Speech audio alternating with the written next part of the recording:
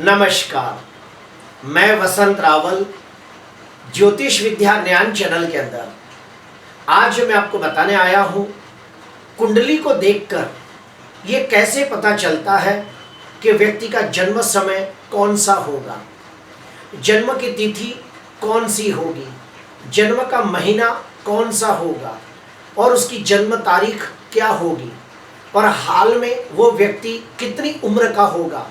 ये सारी बातें आप सिर्फ जन्म कुंडली को देखकर ये सारी बातों का अंदाजा लगा सकते हो। तो आइए देखते हैं। सबसे पहले हम लोग जानेंगे कि व्यक्ति का जन्म समय कौन सा होगा।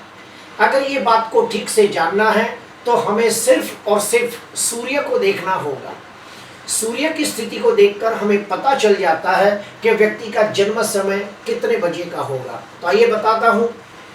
अगर कुंडली के अंदर सूर्य पहले भाव में होगा तो आप समझ जाना उसका जन्म सुबह 6 बजे से लेके 8 बजे के दरमियान हुआ होगा। ठीक उसके विपरीत अगर सूर्य 7वें भाव में होगा तो समझ जाना उसका जन्म शाम को 6 बजे से 8 बजे के दरमियान हुआ होगा। वैसे ही अगर किसी व्यक्ति की कुंडली में सूर्य 10वें भाव में है तो समझ जाना उसका जन्म दोपहर को 12 से 2 के दरमियान हुआ है। और अगर किसी व्यक्ति की कुंडली में सूर्य 4थे भाव में बैठा हो तो समझ जाना उसका जन्म रात को 12 बजे से 2 बजे के दरमियान हुआ होगा। सूर्य हर 2 घंटे के बाद आगे के स्थान में चला जाता है। एग्जाम्पल के तौर पे कि सुबह 6 से 8 का जन्म होगा तो सूर्य पहले भाव में होगा। सुबह 8 से 10 का जन्म होगा तो सूर्य 12वें भाव में होगा। सुबह 10 से 12 का जन्म होगा तो सूर्य 11वें भाव में चला जाएगा।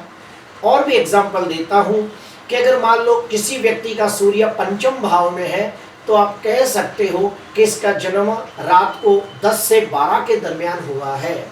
किसी व्यक्ति का सूर्य 9म भाव में है तो आप कह सकते हो इसका जन्म दोपहर को 12 से 2 के दरमियान हुआ है। तो इस प्रकार से आप सूर्य को देख के व्यक्ति का जन्म समय का अंदाजा लगा सकते हो। अभी हम आते हैं कि व्यक्ति की जन्म तिथि को कैसे देखा जाता है। तो बहुत ही आसान है। आपकी कुंडली के अंदर सूर्य कोई भी राशि में बैठा हो सकता है, कोई भी भाव में बैठा हो सकता है, लेकिन ये नियम को फॉलो करोगे तो आप जन्म तिथि को आसानी से जान पाओगे। नियम क्या है सुनिए। अगर कुंडली के अंदर सूर्य और चंद्र एक साथ बैठे हैं तो समझ जाना इस व्यक्ति का जन्म अमावस्या के आसपास हुआ है।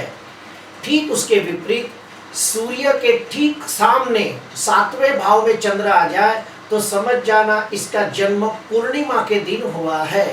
और एक स्टेप अंदर जाके समझाता हूँ ताकि आप आसानी से समझ सको। सूर्य चंद्र साथ में हो तो अमावस्या का जन्म, सूर्य से 4थे भाव में चंद्र हो तो शुक्ल पक्ष अष्टमी का जन्म, सूर्य से 7वें भाव में चंद्र हो तो पूर्णिमा का जन्म, सूर्य से 10वें भाव में चंद्र हो तो कृष्ण पक्ष अष्टमी का जन्म। यानी कि चंद्र को 12 राशि के अंदर घूमने के लिए 27 दिन लगते हैं। चंद्र हर राशि के अंदर 2.25 दिन रहता है। तो धीरे धीरे चंद्र घूमते घूमते पहले अमावस्या से शुक्ल पक्ष से धीरे धीरे पूर्णिमा आती है, पूर्णिमा के बाद धीरे धीरे अष्टमी आती है और फिर वापस अमावस्या आती है। तो आप अगर ये बात को समझ गए तो आसानी से तिथि का अंदाजा लगा सकते हो। अभी हम लोग जानेंगे कि व्यक्ति का जन्म कौन से महीने में हुआ है। तो वो भी जानना बड़ा आसान है।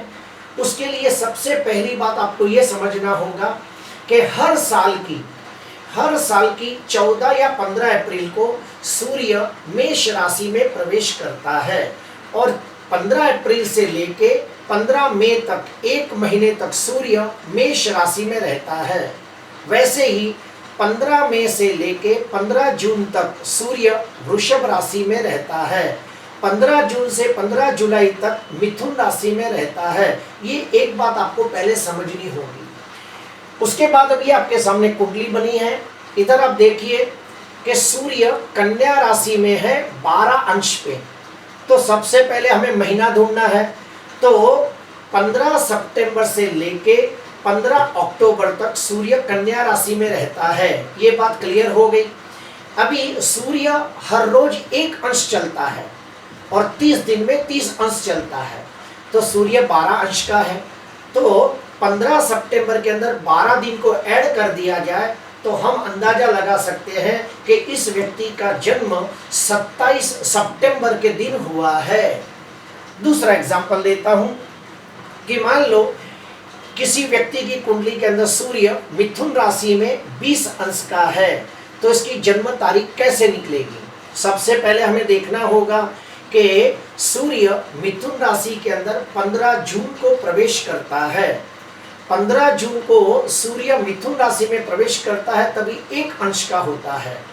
अभी उसके अंदर हम 20 को ऐड करेंगे तो 15 और 20 कितने हो गए, 35। अभी जून महीना जो होता है वो 30 दिन का होता है, तो 30 माइनस कर दिए तो 5 दिन और बच गए। तो इसका मतलब कि वो व्यक्ति का जन्म 5 जुलाई के दिन हुआ है। तो इस प्रकार से हमें पता चलता है कि व्यक्ति का जन्म कौन से महीने में हुआ है और कौन सी तारीख को हुआ है। लेकिन उसके लिए सूर्य की डिग्री को देखना बहुत ज़रूरी है, क्योंकि डिग्री से ही पता चलता है कि व्यक्ति का जन्म कौन सी तारीख पे हुआ है। अभी हम लोग और डीप में जाएंगे और हम लोग जानेंगे कि व्यक्ति हाल में कितनी उम्र का है, ये कैसे पता चलता है। तो उसके लिए आपको सबसे पहले 3 बड़े बड़े ग्रहों के बारे में जानकारी होनी चाहिए।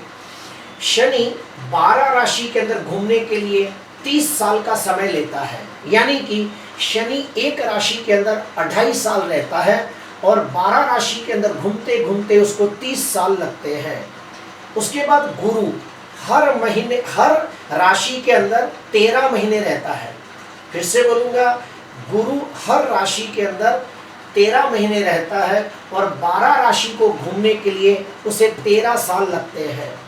राहु हर राशि के अंदर 18 महीने रहता है और 12 राशि को घूमने के लिए 18 साल लगते हैं।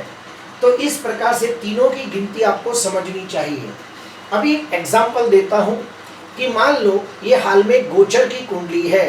हाल में गोचर में शनि मकर राशि में है, गुरु कुंभ राशि में है, राहु वृषभ राशि में है। ये गोचर कुंडली है। अगर मान लो किसी व्यक्ति की कुंडली के अंदर शनि मेष राशि का है और आपको अंदाजा लगाना है कि ये व्यक्ति कितनी उम्र का होगा, तो सुनिए, वो व्यक्ति की कुंडली में शनि मेष राशि का है और हाल में गोचर में शनि मकर राशि का है। तो शनि को यहाँ से यहाँ आने के लिए कितने साल लगे होंगे, 2.5 5 और 5 10 15 20 और 25। तो हम अंदाजा लगा सकते हैं कि ये व्यक्ति की हाल की उम्र 25 साल होगी। लेकिन उसी समय हमें गुरु और राहु ये दोनों ग्रहों की कंडीशन भी देखनी होगी।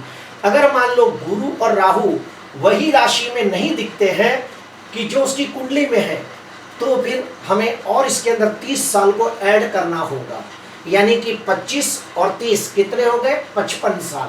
तो जब 55 साल पहले की जब कुंडली देखेंगे तो उसमें गुरु और राहु इन लोगों की कंडीशन को चेक किया जाएगा कि ये बरोबर है कि नहीं।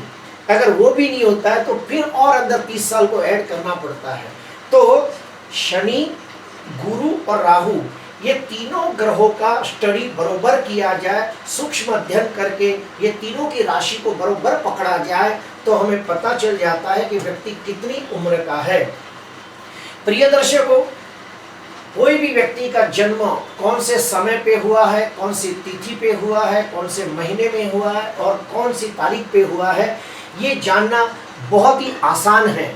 लेकिन ये मैंने आपको मोटा मोटा ऊपर से बताया है कि कैसे अंदाजा लगाया जा सकता है।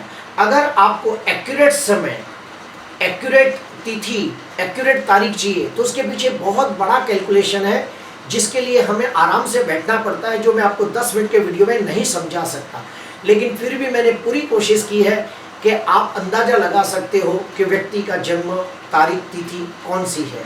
प्रिय दर्शकों, आज के लिए बस इतना ही। आपको अच्छा लगा हो तो ज़रूर लाइक करना, सब्सक्राइब करना। नमस्कार।